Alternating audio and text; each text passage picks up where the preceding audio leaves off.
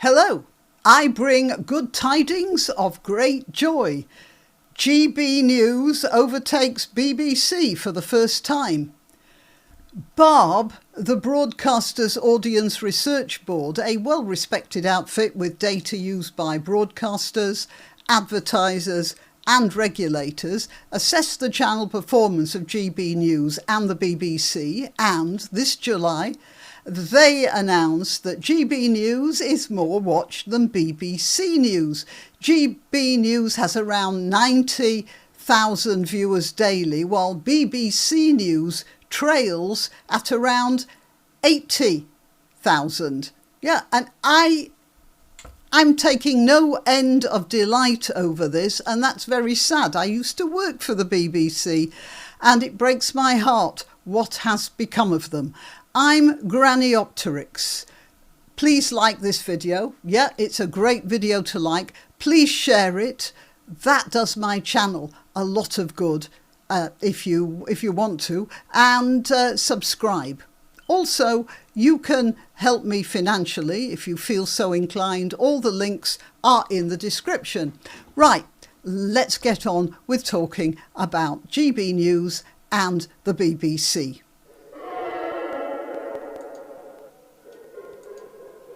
So, those what know classify GB News as opinion-driven and on the right, while they classify the BBC as being traditionally neutral.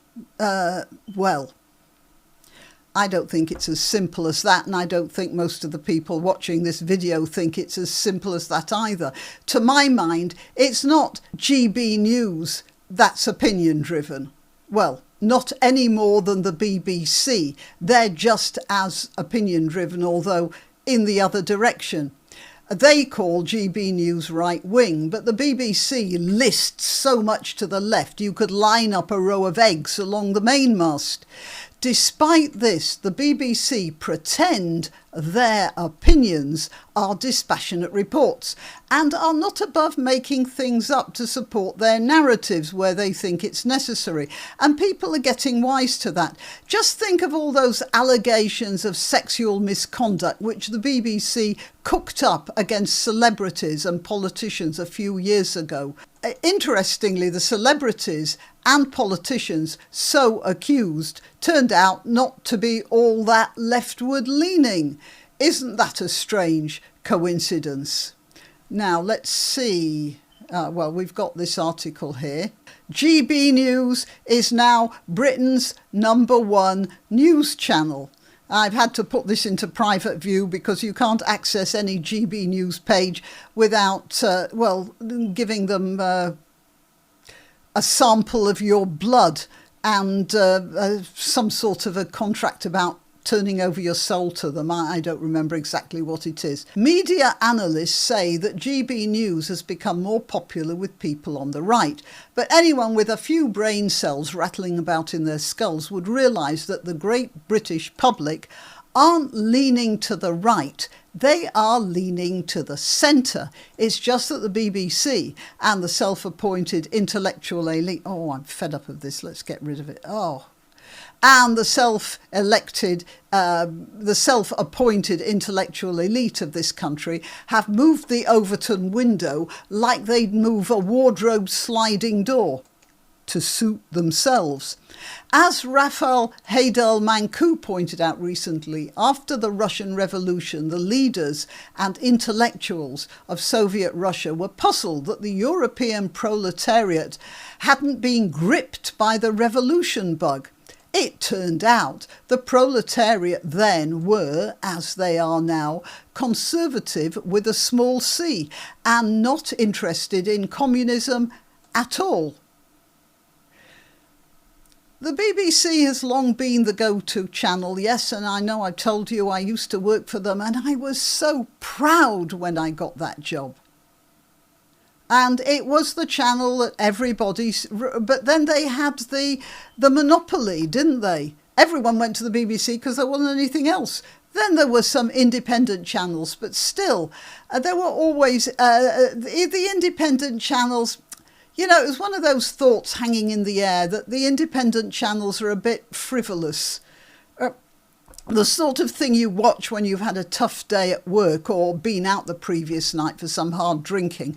But if you had the mental faculties and wanted solid, well-informed, dispassionate news, the BBC was the gold standard. Now, actually, it wasn't like that all the time. They were quite happy to lie to people. Take the television licence, for instance. They ran regular adverts showing people with headphones in control centres and people in vans talking about what people in the houses were watching, and they had their eye on them. And if they hadn't paid their television licence, they were in for trouble. And the fact is, it was all a sham. It was a complete lie. So they couldn't tell what people were watching, and they didn't know whether people had a TV licence or not.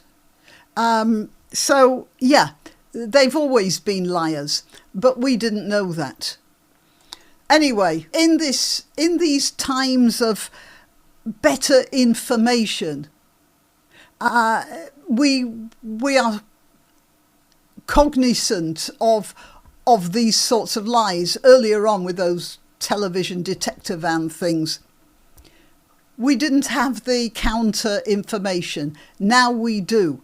And as well as that, the BBC has blundered its way into biased wokeness and, well, basically coasting along on its reputation. But as I say, people have started to get wise. Now people are getting their morning fix of what's going on at GB News. According to this, it says here, Ben Briscoe, head of programming at GB News, said, "This is a seismic moment, not just for us, but for British broadcasting. We're ending the dominance of the BBC News Channel and Sky." In prime time, GB News have 103,000 against the BBC's 92,000. And now we have the news that GB News is going to open a branch in the United States. You know, it's funny that, because America, for all its freedom of speech, isn't that well served with news channels. It's very odd, but as has been pointed out, they all say that there are lots of different channels, but they all say the same thing. There have been a few videos on the internet showing them all saying the same words. And I realised there was a problem with news sources when I saw how often Tim Pool quoted the American version of the Daily Mail. And I thought, why a British paper? But it seems like that was one of the few really independent voices. Anyway, one strategy that GB News has adopted is the strategy of using presenters who are well-known politicians, like this guy. Ofcom, the so-called independent regulator for media, said that current events programmes should not be presented by politicians, but they were overruled by the High Court. So news itself shouldn't be presented by an obviously politically based presenter, but an opinion piece on current events could be hosted by politicians, and this has done no end of good for Farage. Yeah, I'll bet you he was cheaper for GB News. I mean, he's a famous face, so that gives GB News a bit of traction there, but he probably doesn't pocket the sort of fees that the overpaid superstar news anchors are taking on the BBC. The BBC, it's something occurred to me. They've got into this rut of paying newscasters huge amounts of money, just eye-wateringly large amounts of money, and that's all coming out the licence fee, of course. So it's not their money; they feel they can do it. Whereas GB News has to budget more carefully, and getting somebody like Nigel Farage, probably they're not paying him anything like the sort of personalities that the BBC are paying. Anyway, Ofcom is still trying to change the rules. Meanwhile, a lot of people feel that organs, and I'm using that word deliberately, like the BBC, aren't on their side, whereas GB News is. Yeah, I mean, we've all got the feeling that the BBC is talking down to us from their, elevated atmosphere up there somewhere. And that's where GB News really does win out. It's like the GB News is like the falling chandelier in the ballroom of British politics, shattering apart the seemingly eternal minuet danced by the Conservatives and the Labour Party. So we're seeing the final gurgles of HMS BBC, a vessel that loaded itself so heavily on the port side with lefty politics that it is actually capsizing.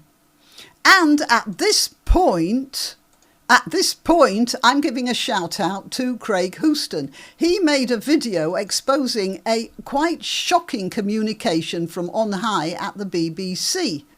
Here it is. I'll leave a link in the description. But the gist of what he's revealing is that reporters and commenters have been instructed to blame Israel for, well, just about everything, really. Meanwhile, GB News sails on. That is, until the establishment finds something to stop them. They are doing their best. But we can hope, can't we? Till next time. You can help my channel by subscribing and clicking the notification bell. That's quite important. And by sharing if you're so inclined. Links to my other channels and to donation methods are in the description. But the best way you can help is simply by clicking like and notify. Thank you.